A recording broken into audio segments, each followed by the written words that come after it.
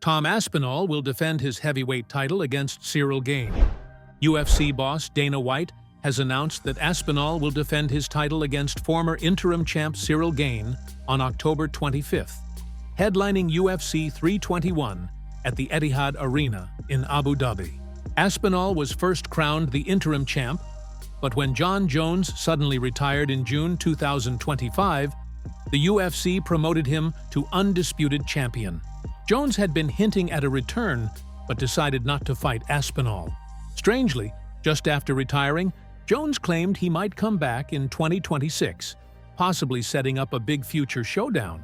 But Aspinall isn't waiting around.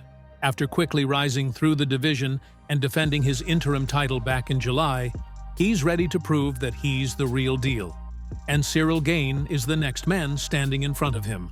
Earlier this week, Aspinall had revealed that he had verbally agreed to a title defense. He said, "Yes, my next fight is signed and locked in. It is. As far as signing, I can't remember the last time that I physically signed a contract. They just ask me, and I say yes, and that's it. Usually I sign the contract on fight week. Contracts actually don't mean too much. The UFC asks you, you say yes. The verbal contract is all anybody needs from me." With Aspinall and Gane booked, Alex Pereira might be looking at the winner, as he is teasing a move up to heavyweight. The Brazilian just dropped a major hint on social media, sharing a clip of himself weighing in at a solid 110 kilograms, or 240 pounds, fueling talk of a move up to heavyweight. For now, however, Pereira seems focused on getting his light heavyweight belt back against Magomed Ankalaev, and that fight might be announced soon.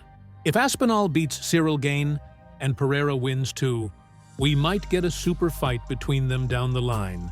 Who do you think would win? Jon Jones and Dana White beef. Jon Jones may be determined to fight at the White House, but Dana White isn't having it. After UFC 318 in New Orleans, White was asked about the idea of Jones making a comeback in July 2026 for a special UFC event at the White House to mark America's 250th Independence Day. But the UFC boss quickly shut it down. He said, "You know how I felt about him. I just can't risk putting him in big positions, in a big spot, and have something go wrong, especially the White House card." Jones has a long and complicated history with multiple failed drug tests, run-ins with the law, and controversial moments that have cost him titles and overturned wins. One of the biggest stains on his record came in 2012 when he turned down a short-notice fight against Chael Sonnen, leading to the cancellation of UFC 151, a first in UFC history. So when Dana White recently said he couldn't trust Jones with a high-profile spot like a White House card, many felt it was just the UFC boss being realistic. But Jones didn't take it lightly, and he fired back at Dana in a tweet saying, "I heard the comments made at last night's press conference.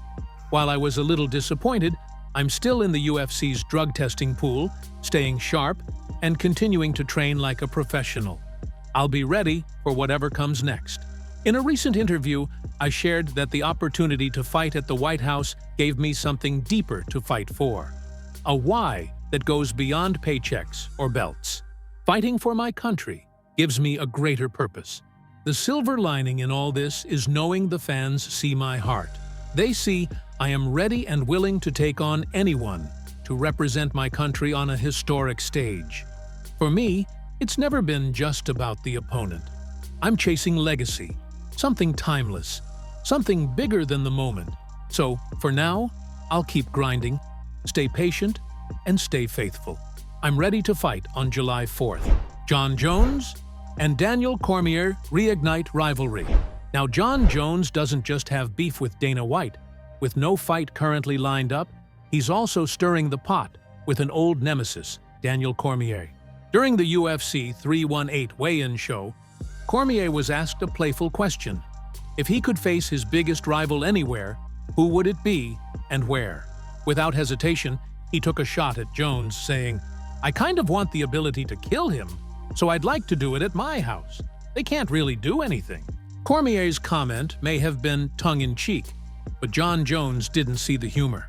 He quickly fired back on social media, saying, DC said he wants to kill me at his house. I already buried him twice in the octagon. Third time, I'm bringing a shovel.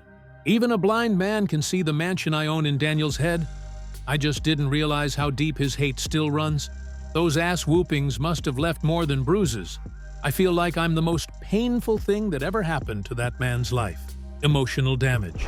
Max Holloway rips Ilia Taporia. Again. Looks like the Blessed Express is eyeing a stop in Spain next, because Max Holloway won't stop talking trash in hopes of getting Ilia Taporia's attention. Max Holloway just defended the real BMF title with a decision win over Dustin Poirier at UFC 318 in a lightweight fight. But before that, he was stopped by Ilia Taporia at UFC 308, Taporia's last featherweight fight.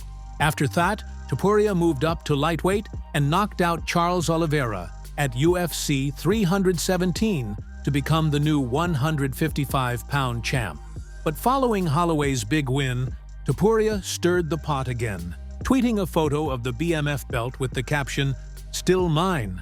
Holloway was naturally asked about Ilia Taporia's tweet and whether Taporia deserves a shot at the BMF belt. Here is what he said. "Oh, for sure, he deserves the shot. But when the UFC didn't put it on the line, that's just how it is. What's he doing walking around with it? Did you see Islam Makhachev carrying Volk's belt after beating him twice? The belt wasn't on the line. Get over it, brother.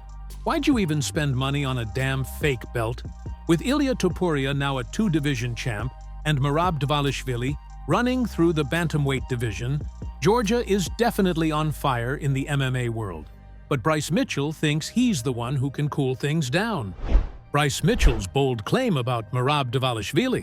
Bryce Mitchell is dropping down to bantamweight for his next fight, hoping for a fresh start after a tough stretch that saw him lose 3 times recently. It's a bold move, but Mitchell seems confident. So much so that in a recent interview, he said he truly believes he has what it takes to beat the current champ, Morab. Here is what he said. "I think the division needs to be spiced up a little bit. It just needs somebody like me in there to shake things up, and I can almost promise you I'm going to shake things up. They need something exciting right now because, let's be honest, nobody's going to beat Morab. Who's going to beat Morab? You're going to have to call somebody that can beat him, because right now, literally nobody can beat Morab. So they're going to realize that they need a guy like me. Here I am. Call me." Do you agree with Bryce Mitchell? Or is he just being extremely ambitious? Cody Garbrandt wants a piece of Shaun Ali. Speaking of ambitious, Cody Garbrandt is plotting a big return, and he's got his sights set on none other than Shaun Ali. In a recent interview, the former champ didn't hold back, throwing shade at O'Malley and even questioning how Sugar managed to become UFC champion in the first place.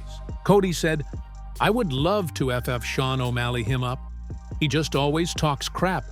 I think he has an infatuation with me. He's so jealous of me, and I can't believe he became a world champion. He can't wrestle for a lick, can't defend a takedown. I mean, Morab straight bullied him. But he's been calling me out forever, so I've been ready to fight that dude. I've got what it takes. I know how to beat this dude. The way that I fight, it'll be a bad night for him. But that's up to the UFC. I've tagged Dana White. I tagged him in it. If that's the next fight they want to do, I think that's going to be a great pay-per-view fight. Good drawing." Do you think Cody Garbrandt can beat Shaun Ali? And what do you make of Jon Jones's beef with Dana White and Daniel Cormier? Let us know what you think in the comments below. And if you enjoyed the video, make sure to hit that subscribe button and turn on the notifications so you never miss any of the latest MMA action. Thanks for watching, and we'll catch you in the next one.